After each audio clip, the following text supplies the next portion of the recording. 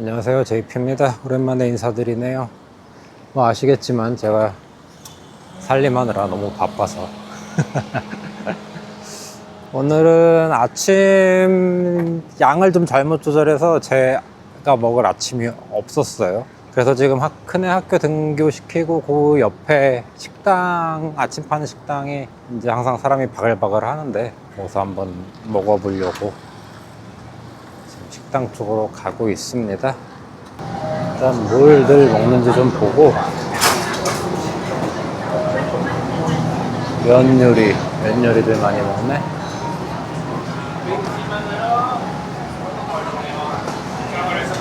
떡 같은 것도 팔고, 빵에다가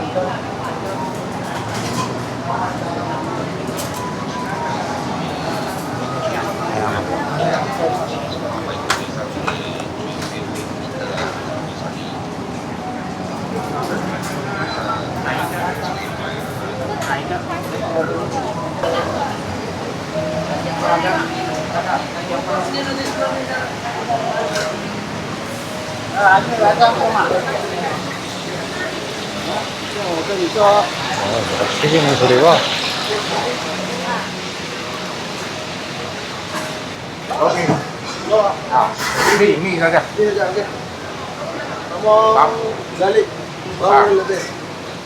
From me? Mi 미홍. Mihun. Uh-huh. Having chưa? Yeah. Option Mihun. Nine. Nine. Alright.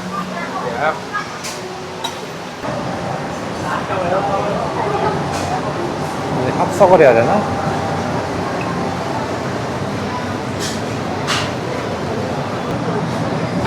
Can I take a seat here?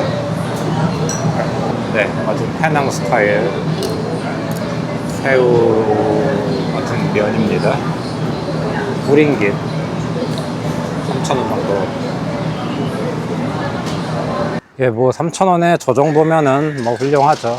맛도 괜찮고요. 근데 문제는 이 동남아 음식이 좀 그렇긴 한데 달아요.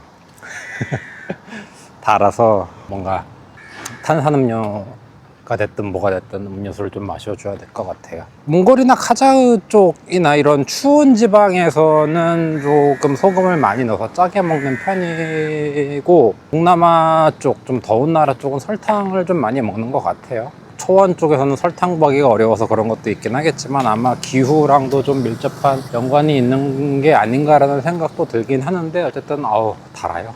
속이 느글느글. 세븐일레븐이 문을 아직 안 열었어요.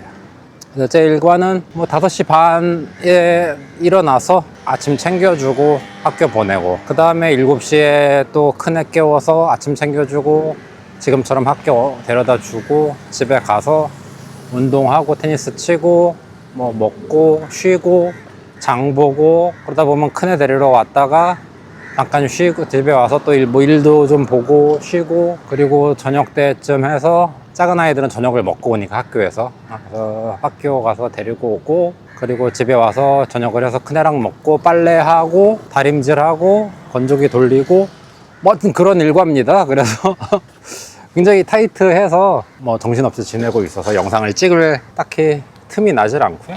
그리고 영상 찍을 틈도 안 나는 것도 있지만, 뭐랄까 너무 큰 별 문제 없이 무탈하게 편안하게 소소하게 그렇게 하루하루가 지나가고 있습니다. 몽골에 살 때랑은 완전히 반대죠. 몽골은 정말 하루가 멀다 하고 일이 터져가지고 정말 힘든 상황인데, 그래서 더더욱 뭐 영상을 찍을 일도 없는 것 같고. 어쨌거나 제가 살림을 그렇게 열심히 하고 있긴 한데, 뭐 제가 살림을 안 해본 건 아닙니다. 영국에서 공부했을 때 혼자 살았으니까.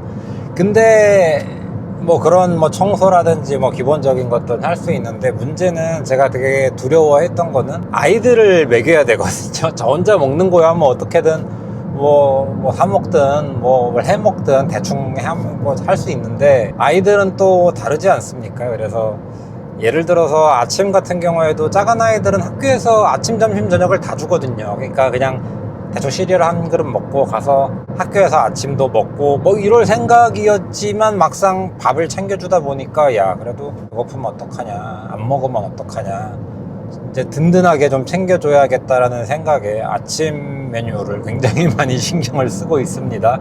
그리고 뭐 저도 이제 아이들이 먹고 싶다라고 해서 뭐 수제비도 해주고 간장 새우도 해주고 거의 다 먹었습니다. 이제 제가 먹을 간장 게장도 하고 바지락 칼국수도 해주고 뭐 온갖 음식들을 지금 해주고 있는 상황입니다.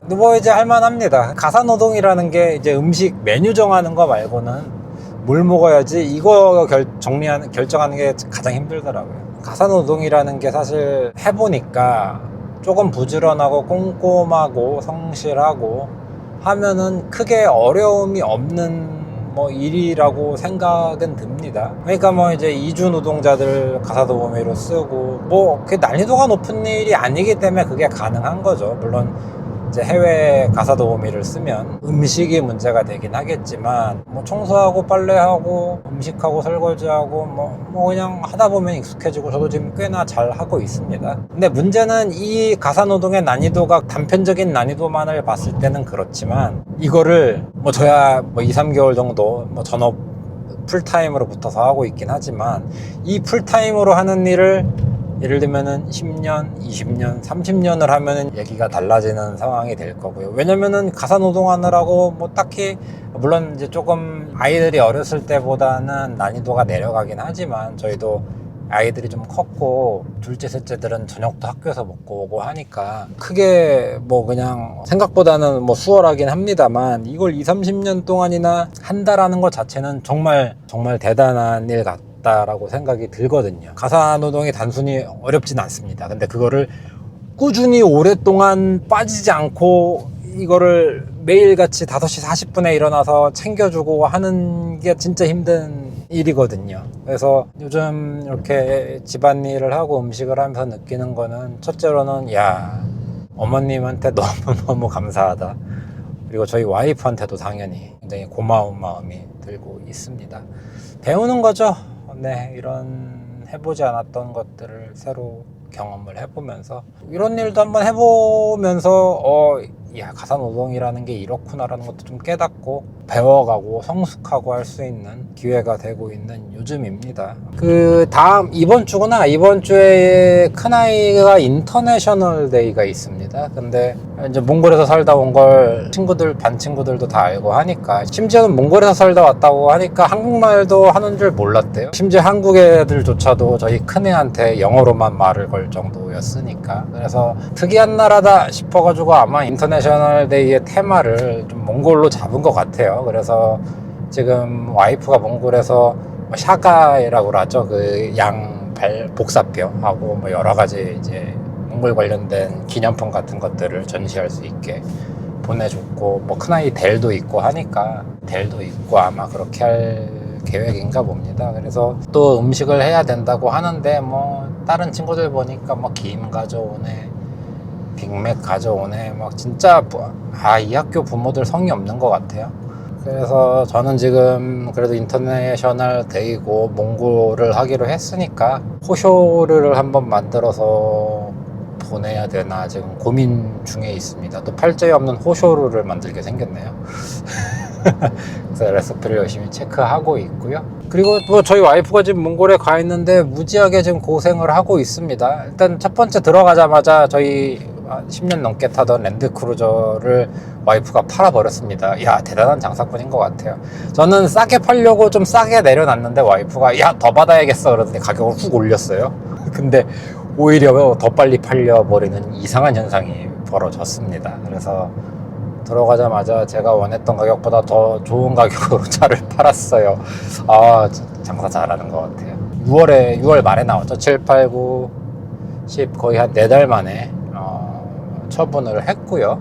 뭐 그거는 굉장히 고무적인 일이긴 한데 진짜 고생하고 있습니다. 지금 아파트 엘리베이터 툭 하면 고장나고 지금 온수도 안 나오고 물이 나오는 게 다행일 정도로 또 차는 차대로 엄청 막히고 참 어느 아파트 어느 동네를 가도 이 벌어지는 일이니까 왜 하필 그 동네를 골랐어 라고 할 수도 없는 노릇인 것 같아요. 언제 어디서나 벌어지는 몽골의 일상 다반사.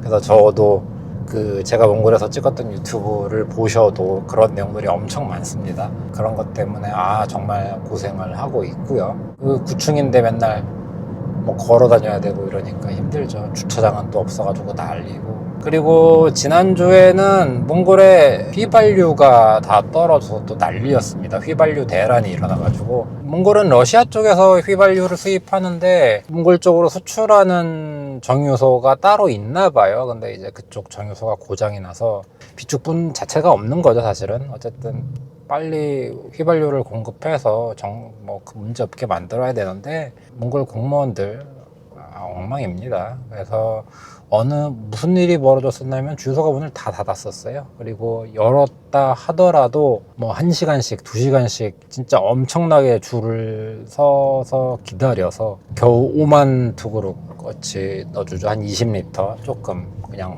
돌아다닐 수 있게. 근데 공무원이 한 말이 웃겨요. 지금 휘발유가 없는 상황이라고 하니까 국민들이 차에다 기름을 가득 채우고 있어서 기름이 모자라다 라는 기사를 봤거든요. 이야, 이게 말이야 방구야. 기름을 가득 채우든 뭐 10,000투그룹만 넣든 20,000투그룹만 넣든 그게 문제가 그래서 발생한다라고 얘기하면 안 되는데 굉장히 무책임하죠. 몽골의 상황을 단편적으로 보여주는 일화가 아닌가 합니다. 꼭 1년에 한두 번은 이 휘발유 파동이 좀 있더라고요.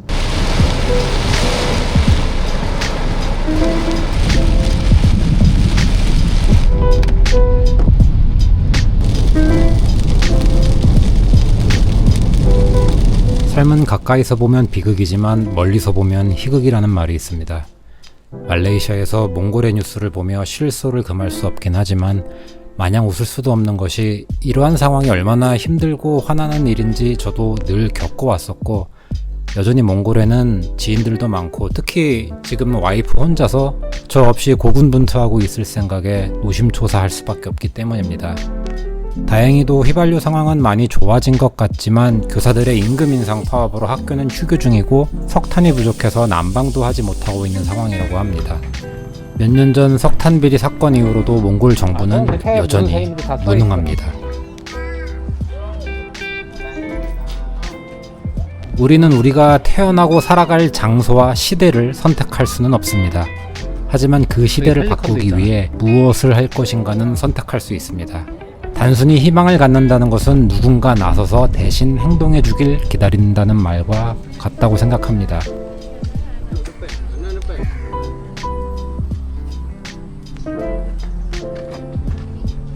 더 좋은 몽골이 되기를 희망하지만 말고 많은 몽골인들이 직접 행동하고 변화를 이끌어내길 바란다는 주제넘는 말을 끝으로 이번 영상을 마무리하고자 합니다. 밤새 이 불빛 보고 건물 안으로 들어와서 다 벌레들이 널브러져 있습니다. 와, 장난 아니다. 이게 오늘 또 일요일이라 청소하는 사람이 지금